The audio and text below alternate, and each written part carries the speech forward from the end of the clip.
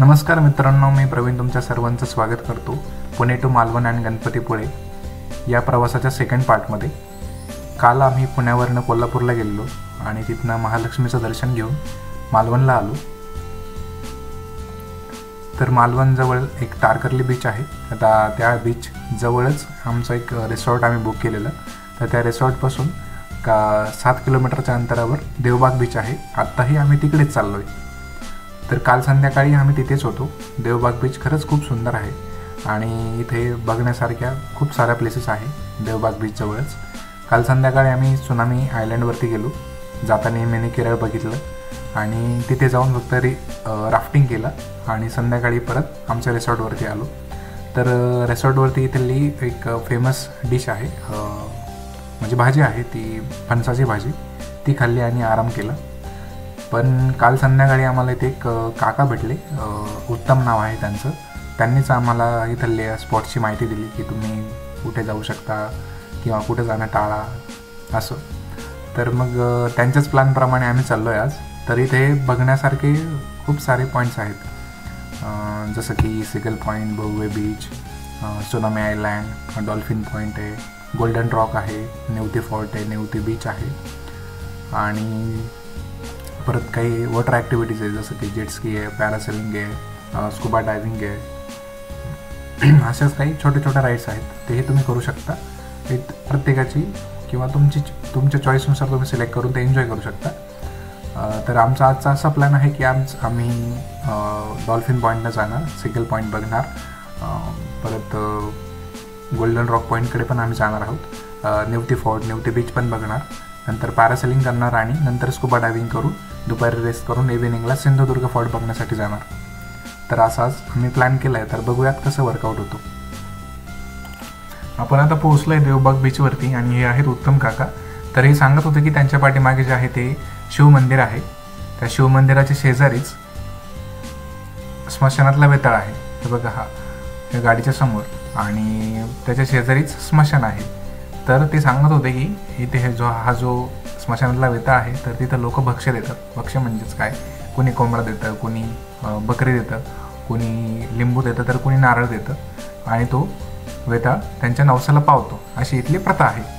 तर ही माहिती घेतल्यानंतर आम्ही आमच्या पुढच्या प्रवासाला सुरुवात करत आहोत।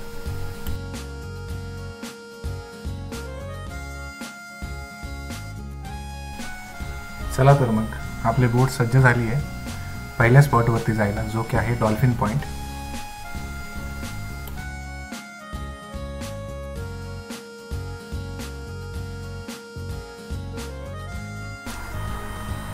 आता हा समोर जो दिसतोय तो आहे सिगल बेट पॉईंट। बघा चारी बाजूने पाणी आहे आणि मध्ये ते जे पक्षी दिसत आहेत व्हाईट कलरमध्ये ते आहेत ऑस्ट्रेलियन बर्ड्स।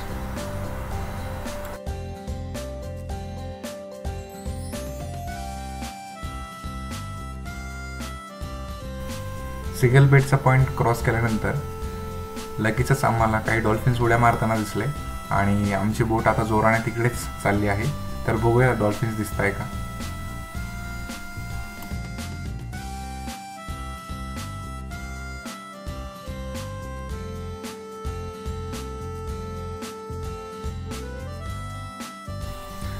मित्रांनो, नेमकं कॅमेरामध्ये डॉल्फिन्स दिसत नाही आहेत, पण ती जी बोट दिसते ना ते त्याच्या समोरच एक्झॅक्टली डॉल्फिन चाललेत।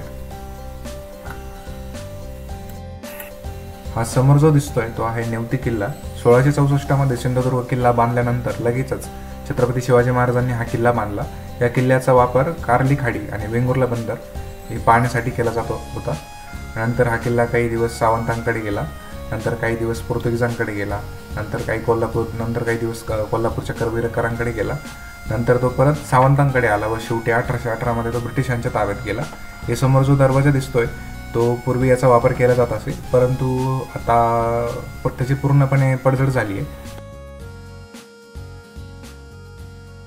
नेवती फोर्टच्या शेजारीच हा आहे नेवती बीच, जिथे की पर्यटकांना जाण्यास किंवा उतरण्यास मनाई आहे।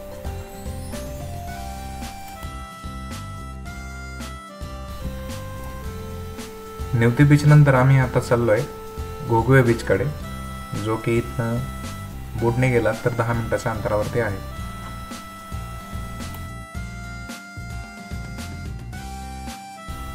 तर या घोगवे बीचवरती ही जी दगडांवरती कलाकृती दिसते ना, ती पूर्णपणे समुद्राच्या लाटांनी तयार झाली आहे.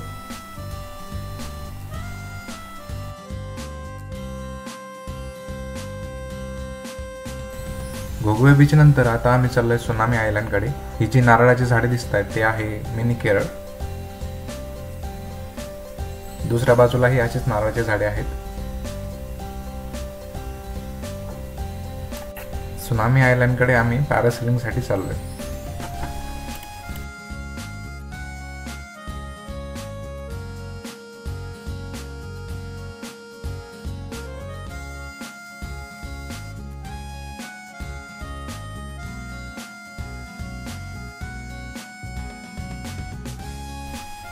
पॅरासेलिंगचा एक्सपिरियन्स खरंच खूपच भारी होता.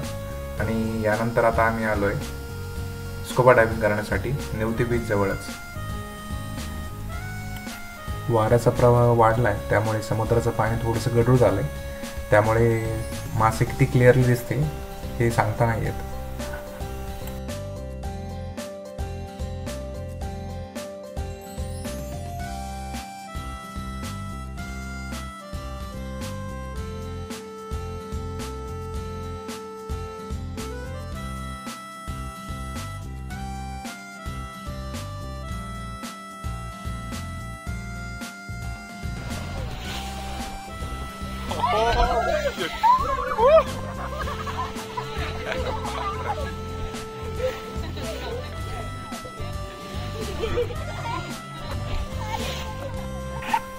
देवबाग बीचवरील पॅरासेलिंग आणि स्कुबा डायव्हिंग नंतर आता आम्ही आलोय सिंधुदुर्गला, जो की 10 किलोमीटरच्या अंतरावरती आहे देवबाग बीचपासून.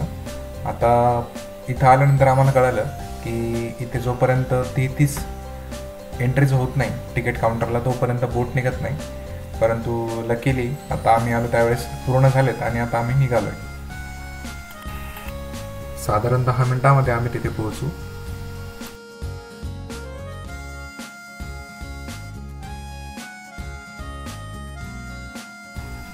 या दुर्गावरती येऊन आता गाईडच्या मदतीने आम्ही काही ठिकाणं बघणार आहोत, जसं की छत्रपती राजाराम महाराजांनी बांधलेलं शिवाजी महाराजांचं मंदिर इथे आहे. तसेच श्री राजेश्वर मंदिर इथे आहे. महादरवाजा आहे. काही इथे गोड पाण्याच्या विहिरी आहेत, तलाव आहेत, चोर दरवाजा आहेत. असे काही ठिकाणं आम्ही इथे बघणार आहोत.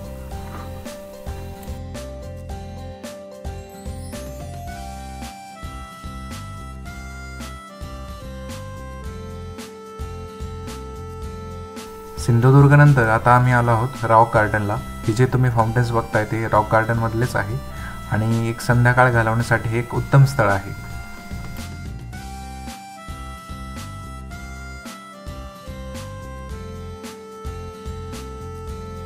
तर आज इथेच थांबूयात आणि भेटूयात उद्याच्या व्लॉगमध्ये, जिथे की आपण जाणार आहोत मालवणवरून गणपतीपुळेला. तर या प्रवासामध्ये मला तुमच्या सपोर्टची गरज आहे, तर नक्कीच माझ्या चॅनलला सबस्क्राईब करा, तुमच्या मित्रांसोबत शेअर करा आणि लाईक करा. थँक्यू.